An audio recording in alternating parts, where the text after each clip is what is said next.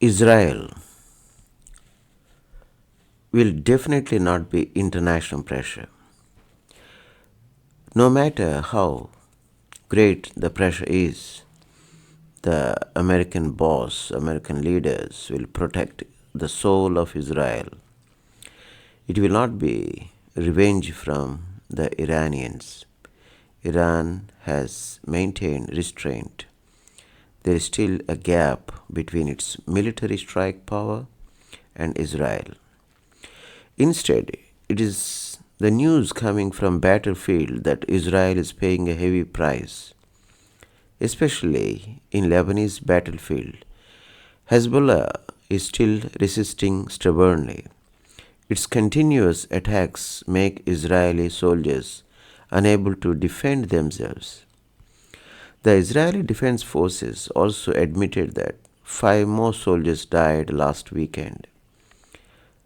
On October 24 and 25th, five Israeli soldiers were killed, according to statistics. Since the full scale offensive against Hezbollah in October 1st, 32 Israeli soldiers have been killed in southern Lebanon, and a large number of soldiers have been injured. Look at the recent social media of Israel Prime Minister Netanyahu. He posted a photo of four Israeli soldiers, saying that Israeli people mourn the sacrifice of four soldiers. Then posted a photo of five soldiers. The whole country is mourning the death of five soldiers of Hezbollah brigade in southern Lebanon tonight. Judging from the photos, some soldiers are quite old. According to Netanyahu, a major was killed in the battle on 25th. We can see some Israeli media lamenting that this was the day with the heaviest losses since Israel launched the offensive against Lebanon. Israel's timekeeping method is different from that of the rest of the world. According to Israeli legislation, a day starts at sunset and ends with sunset the next day. How did they die? Look at what is said on social media. The Israeli army underestimated Hezbollah. There is a video showing that Israeli army's Makawa maintained battle tank was attacked by an anti-tank bomb, which obviously shocked the army leaders. Another time, several Hezbollah militants launched a tunnel war. They suddenly walked out of tunnel and threw grenades at the Israeli army, causing heavy casualties to Israeli armies. Don't forget that Israel is now fighting on two fronts, attacking Hezbollah in north, sweeping Hamas in south. Although Hamas suffered heavy losses, it continued to launch ambushes against Israeli army. On October 25th, the same day that five Israeli soldiers were killed in Lebanon, three Israeli soldiers were ambushed by Hamas and killed. The time was pushed back a little. October 20th, an Israeli hunting colonel was killed in Gaza.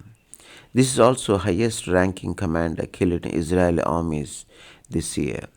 Looking at the information on the internet, since the war began more than a year ago, Israel has lost at least six colonial commanders and nearly 900 soldiers or security personnel.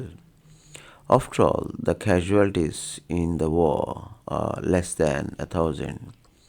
It may not be a big deal for other countries, but it is already unbearable for Israel. Knowing the Jewish population of Israel as a whole, it's not enough to say that a few million people are Israel's most valuable resource. It is also necessary to see that in the five Middle East wars, the first and fourth were more tragic And the other few times, the Second Middle East War, Israeli army was killed with 200.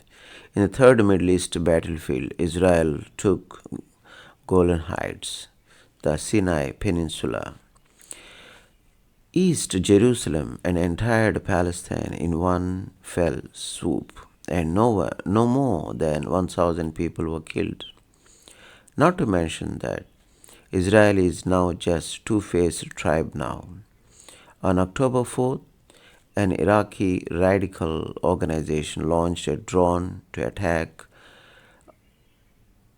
an Israeli military camp in Golan Heights, in killing two Israeli soldiers. Israel has retaliated against Iran.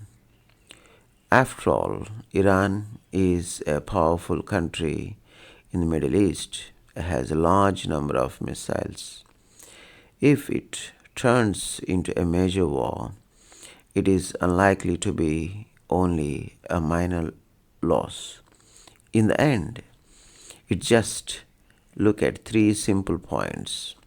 First, Israel is facing a severe test. Israel is very strong, but Hezbollah is not a pushover either. Compared with Hamas, which has been operating in southern Lebanon for decades, Hezbollah can be said to be quasi-state. The army has a large number of weapons that Hamas cannot have, including missiles and drones. Israel can behead Hezbollah's leaders through airstrike, but to completely wipe out Hezbollah, Israel must send troops, ground troops. With Israel army's weapons, equipment, combat effectiveness, Hezbollah cannot stop Israeli army. But Hezbollah is a decentralized structure. A few people are a guerrilla force that can independently fight against Israel using war, guerrilla warfare, tunnel warfare, and mine warfare. Even with greatly weakened Hezbollah, the rebels can still give the rebels a hard time. They cannot win the war. There are casualties every day. That is the war. Secondly, the more pitiful thing is the miserable people. How can it be described in one word? For every Israeli soldier killed, there are 10 or even dozens of Palestinians or Lebanese killed. In Gaza war, at least 42,000 people have been killed by Israeli army in 1 year, and most of them are women and children. Less than a month after the war in Lebanon, 2,500 people were killed. More than 1.2 million Lebanese were homeless. Israel is killing people without caring about the identity. On October 25th, 3 Lebanese journalists were killed by Israel army. The Lebanese Prime Minister scolded them, saying that they had committed war crimes. Iran retaliated against Israel. Israel retaliated against Iran. Israeli fighter jets violated Iranian airspace. The weapons of criticism can never replace the criticism of weapons. There is no way.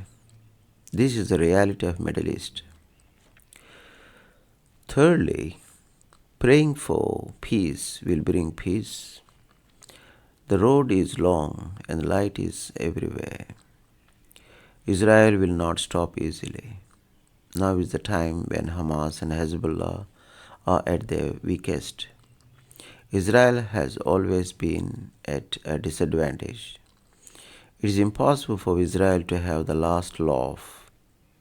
If hatred cannot be eliminated on this bloody land, even if Hamas and Hezbollah are 100% wiped out, New Hamas will emerge one after another. In addition, many of their children will not grow up, but the threat to Israel's survival still exists. See the history. No nation can remain strong forever. Now Israel is invincible in the Middle East.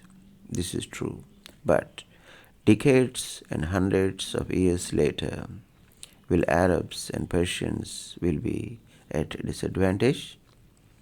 Blood for blood, tooth for tooth, tit for tat. And peace cannot be the most precious. In the end, there will definitely be blood. People don't know how much blood and rain we'll see in the Middle East. After watching this video, don't forget to give it thumbs up and subscribe to our channel. Hit the bell icon to get notified whenever we post new content. Your support means a lot and helps our team create more videos like this. Thanks for watching.